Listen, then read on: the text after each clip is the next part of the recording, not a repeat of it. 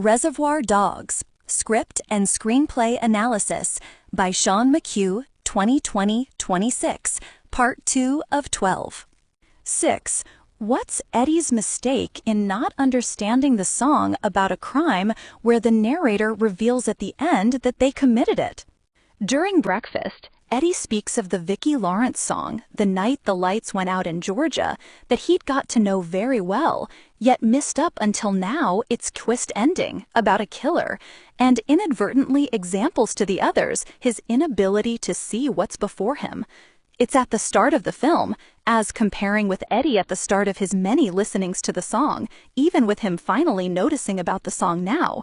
He notices only when driving to pick up White and Pink, and before Orange for the planning meeting prior to the breakfast, as subliminal and shifted awareness of undercover Orange. He explains his mistake, but learns nothing about his state of mind behind it, nor that he should hence keep it to himself. His ignoring endless exposure to its message, and thence to the hints about Orange, means it becomes reality, and he gets killed like the character he describes.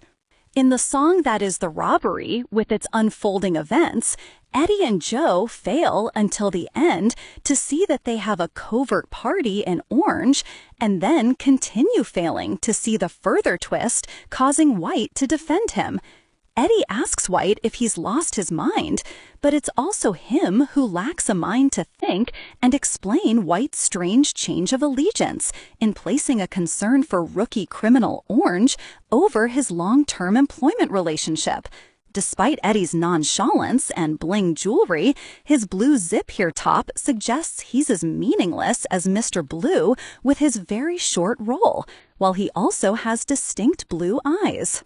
Brown, even as the least capable in the group, is the first to clarify the song with Eddie, although he seems to take the singer herself to be the killer, rather than her only as narrator, and there's likewise no indication later that he sees Orange for who he is, while alongside Blue, he's quickly killed.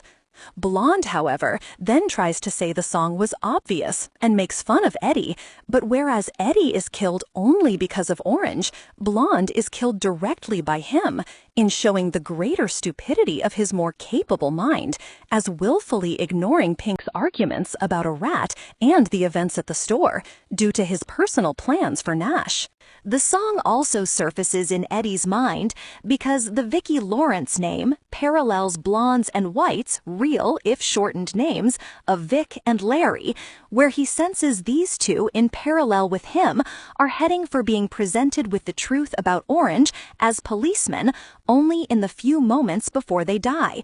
Instead of thinking, Blonde and White are more concerned respectively with their private torture and love relationships.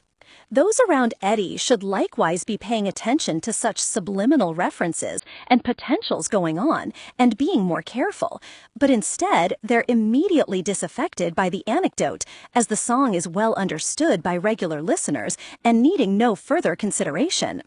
With Pink, Blonde, and Blue all looking away and all finally laughing at him. Eddie thinks Brown's opening breakfast like a virgin story is brainless, and he tries to redirect attention, but his is all the same, while both indicate important unresolved issues. Later in his car journey with others, he again reflects Brown in a lurid phallic story of his own. Brown, in taking Lawrence as singer, being the killer, is subconsciously forecasting Lawrence as White, being the killer of Orange at the end, and who puts out the last of the team's lights, or lives, in parallel with the song title, where Orange's death is immediately followed by his own as he's shot by the police. Eddie says, "I thought the cheating wife shot Andy," with this also translating to Orange as undercover cheating the robbers, and with White as Orange's love partner particularly cheated. White, as Lawrence, seen as the film's narrator, instead shoots Eddie for him failing to see that Lawrence, as the song's narrator, shot Andy, and moreover, as Eddie speaks at the table, he addresses the anecdote to White. Joe hurriedly cuts off the conversation when they laugh at him, trying to avoid them seeing Eddie's naivety as background incompetence, but in so doing doesn't think about the song either, and meets his demise alongside Eddie. There are numerous later examples of the characters being irretrievably lost within their own ideas. There are 6 songs mentioned in the breakfast diner, plus 2 more on the subsequent radio announcement, with these and their singers unheard in the film, and with no further unheard examples, in parallel with the 8 characters' various hidden motives. The 8 mentioned are also counterparts to clips in the film to follow from 6 other songs heard audibly, plus 2 more hardly audible. These 2 sets are for the team of 8, as talking at the diner, comprising 6 plus white and orange with their separate special relationship. This relationship is somewhat subsequently announced in the final scene, in reflection of the radio announcement subsequent to the breakfast as overture, or the film in miniature, while the relationship is hardly audible in the background as reflecting the hardly audible songs. There is also the division of 6 store robbers plus management, Joe and Eddie. However, at best, the songs, as mentioned in order, can be seen specifically to relate respectively to all of them: Blue, Orange, Joe, White and Orange, and Eddie, plus the extra 2 to Orange and White. Then, at best, the songs heard in order can be seen specifically to relate respectively to Orange, Nash as outside the team, Blonde, Orange, White, and Orange, plus the extra 2 to all of them, and Orange or all of them. The first song heard is also as the opening credits are given on screen, and hence this being a song for the whole film, while the names are given in orange font as them being completely undermined by Orange, which the song is about. The actors' names for the 8 here appearing with individual shots of them walking, meanwhile example the film's undermining of the distinction between itself and real life. What's wrong with Eddie saying that the police arrived at the store due to the robbers shooting there and not due to a setup? Eddie vehemently stays with his assumption that this group he's responsible for hasn't been infiltrated, trying to see this idea from the robbers as an excuse for them unnecessarily using their guns at the store, and fails to listen to Pink saying that the police appeared too quickly after the shooting and instead must have been ready in wait. Pink has explained that the alarm went off, then Blonde started shooting, then the police appeared from hiding to save lives from him, then other robbers shot back, and then only a second wave of police responded to the alarm. Eddie, following Blonde's call likely to his mobile phone, gains the uncritical impression that the store turned into a bullet fest because of team incompetence, and blames White and Pink in great annoyance as the leading roles who get the diamonds from the management. But White recounts Blonde starting the shooting, while Eddie looks down and away from Blonde. Eddie shouts that they turned the jewelry store into a Wild West show, and you wonder why the fucking cops show up? And this is true, in as far as Blonde's shootings were an excuse to attract police for him to abduct one, rather than just being a similarly gratuitous response to the alarm, plus his desire to kill, as White understands, but they were already there. Moreover, Eddie's complaining choice of words here is also subliminally onto Orange, emerging as literally the double problem of a fucking cop who was responsible for the police being there. Eddie, as less clear-sighted than Joe, is outwardly trying to side with Blonde following his discomfort in the office, and doesn't think through Blonde's abduction of Nash in his own car, being extra to requirements, despite what Blonde said to him on the phone. Eddie puts it out of mind that Blonde's car was there waiting, and thence out of mind that the police were waiting. Blonde here tries to change the subject in asking where Joseph is, but also, as he's hoping, Joe, who knows Blonde's tendencies, won't arrive until he's finished with Nash, and when he inquires further about Joe, Eddie, while not understanding, gets annoyed. Dov tells Eddie that Joe has told him he's going to the warehouse, but in fact, he's first holding back to be sure the traitor can't have had opportunity since the planning meeting to convey the warehouse location. Blonde is then also lucky that Eddie, White, and Pink leave under Eddie's misguided instructions, when Eddie particularly should be cautious of his tendencies instead of trying to forget them as a contrivedly rekindled friend. Likewise, White and Pink discuss Blonde's shootings before he arrives with Nash and don't understand him, but then fail to think through his motives, even when White says to Eddie before they leave, Blonde alone with Nash and Orange, "You can't leave these guys here with him because he's a fucking psycho," while showing at least outside concerns for Orange's safety in Blonde's presence. White has a hidden motive from the start to help Orange, which detracts him from seeing that Blonde has a hidden motive from the start to harm Nash. Eddie knows Blonde, and White has been at the store with Blonde, but neither makes sense of him. Blonde again uses Eddie's naivety against him, where Eddie doesn't want to acknowledge that Blonde has caused trouble, all as quietly feared from experience, and his awkward recruiting and baseless friendship is at fault. Eddie, when joking with Blonde in the office, even calls him a sick bastard, as comparing with White's abuse, including calling him sick, while further forgetting Blonde's tough and monitoring parole officer, where even the authorities know what he's like. Moreover, in favor of Eddie's predisposition toward Blonde, despite Blonde's psychopathy, where he shot the place up, was also the good luck that the Cabots know him for in allowing 3 robbers with the diamonds plus Orange to get past the waiting police, as well as past their second wave, who may not know Orange or recognize him quickly enough, although with this being good luck only for him. Blonde's superficial reaction or overreaction to the alarm was unwittingly the right thing to do for the robbers, despite the resulting complication of deaths and injuries and extra-level police interest. Blonde deliberately disrupted a smooth professional job for his pre-planned killings and policeman abduction via the alarm. But without this, the police waiting would have been the end for all of them. He told the store not to set off the alarm while knowing that would still be expected from a rear office employee, as then giving his excuses, and which he twice explains to White.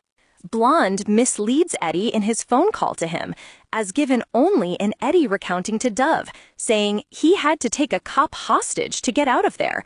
Once Nash was forced in the boot, any police withholding fire up to then would be free to shoot Blonde before he got in the car or before driving off, and instead Blonde must have escaped alone, and then cornered Nash alone and forced him into his car necessarily with no other police watching, and done for his own reasons. He also kept quiet about never having the intention of joining Brown's getaway car, and hence confusing White and Pink plus Orange at the warehouse over his whereabouts before he arrives, where he needs time to look for a policeman and call at the petrol station for the can if he hadn't already, then at the fast food restaurant. Moreover, the film's production narrative says Blonde's car, as seen parked momentarily, belonged to the actor, with this fact detracting from the audience thinking about its significance in the film, all as the characters fail to think about it. Eddie calls Dove on his phone to explain Blonde's account of the events, and Dove is rightly in some disbelief, asking if Eddie is joking, but Eddie misunderstands and rebukes his reaction, taking him only to be surprised that Nash was abducted per se, when by contrast, Blonde's need for it, its practicality with Nash having to be alone, and how it may relate to Blonde's psychopathy should indeed be questioned, along with the shooting being more than a response to the alarm or even Blonde's statism towards the staff, but instead sly intentions for abduction. Blonde has edited his account to Eddie to avoid annoying the Cabots more than he has to, and Eddie accepts it. Blonde abducts Nash because he's in the second wave, responding to the alarm as unsure of what's happening and further from the store, and hence vulnerable.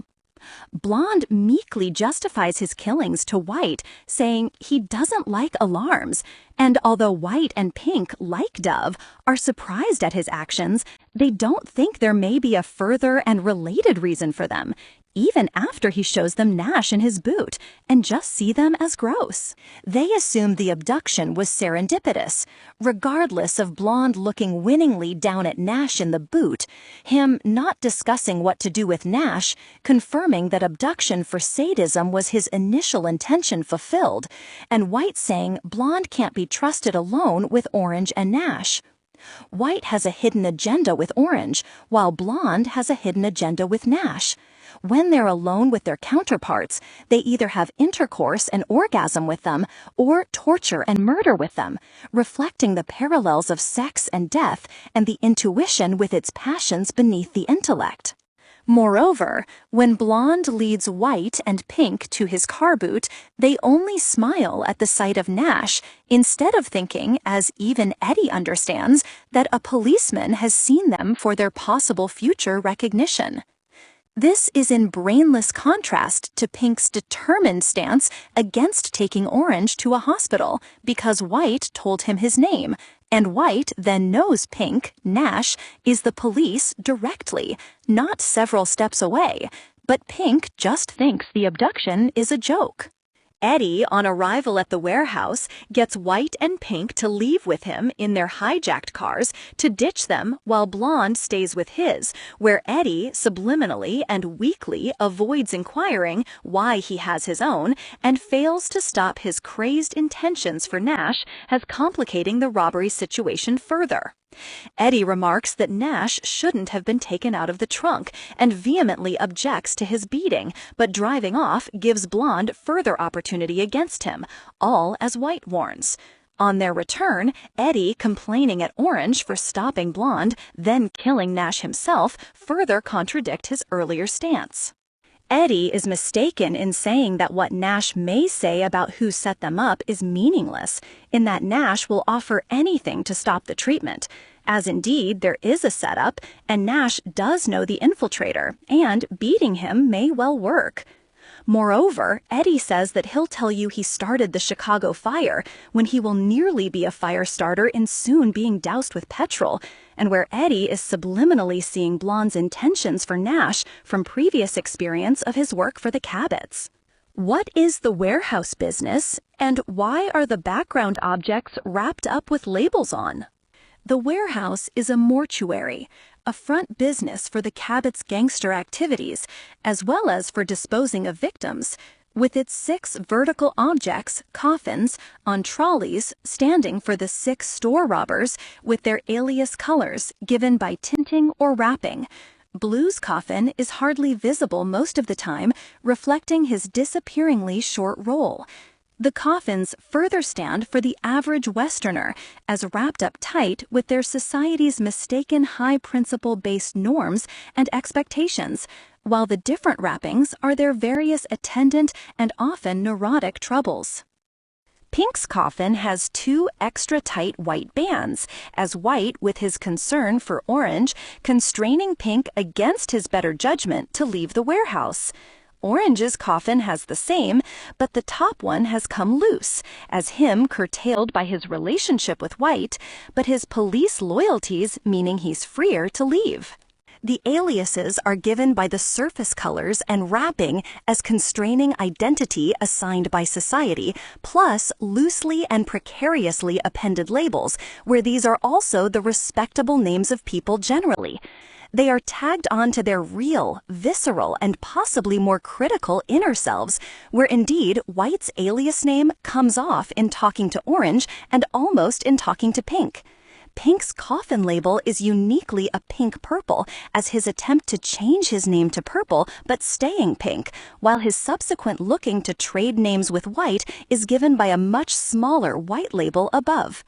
Nash has no coffin as wanting no part in this, but Blonde's label has a second one under it for Nash's death that he's planning to carry out, even though concluded by Eddie, and is seen in a shot next to Blonde. Nash instead has been lying in a sealed boot coffin-like, while Orange's manager, as remaining alive, also has no coffin.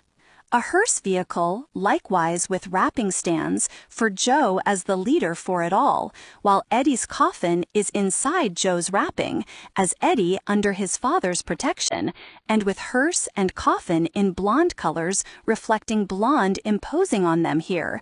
Joe, as with the other characters, doesn't listen properly, and hence, rather than hears, he has a hearse.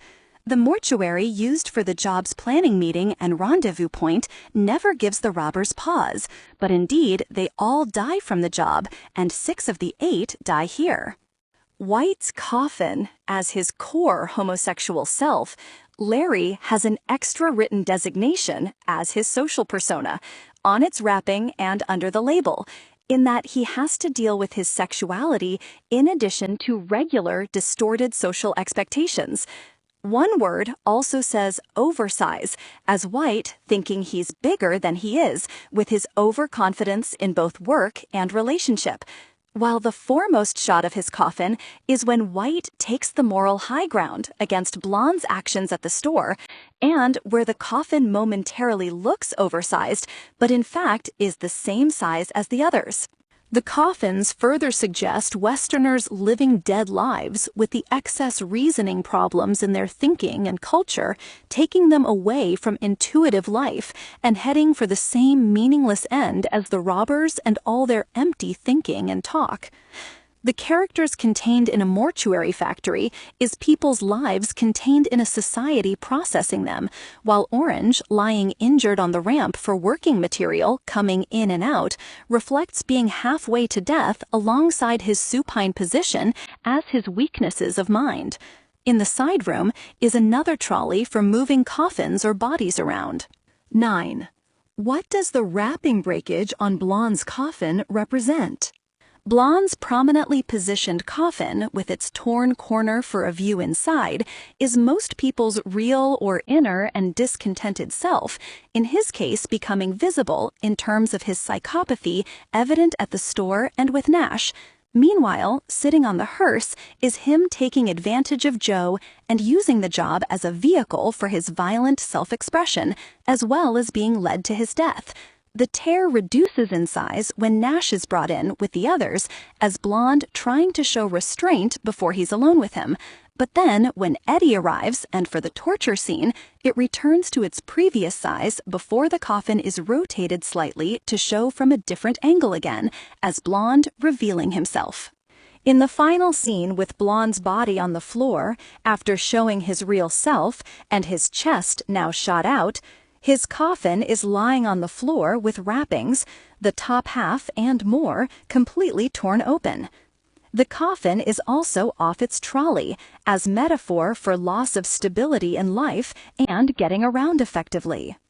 The initial coffin wrapping tear reveals a White coffin beneath, giving the similarity between him and White in mentality and sexuality as revealed, and in parallel with the white t-shirts or underlayers that White plus Orange, along with Blonde, Pink, and Nash wear, as reflecting the senior robber White's negative influence. When the coffin lies down, however, it appears gray for Blonde's sexuality as non-binary, black or white. The coffins also shuffle around to reflect the men's changing dynamics, particularly when White argues and tries to fight physically with Blonde over his excesses. Here, White's coffin, as seen for the first time, is on the side wall, but then between shots swaps places with Blue's at the end wall on the other side of Brown's, and then swaps back to the side before once again to the end when the two reconcile and where it then remains. Blonde's coffin is unmoved, all as he stays unruffled during the exchange and the whole scene. What's Blonde's mistake with Orange?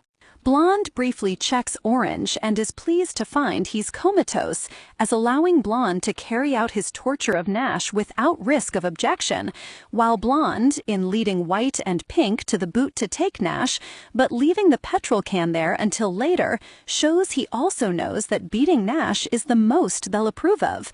However, in his eagerness to act while the others are away, he forgets Pink's evidence to Eddie, plus his own experience at the store, that they have a traitor, and doesn't pause to consider it may be Orange, who is still armed, and might then kill him to save a fellow policeman.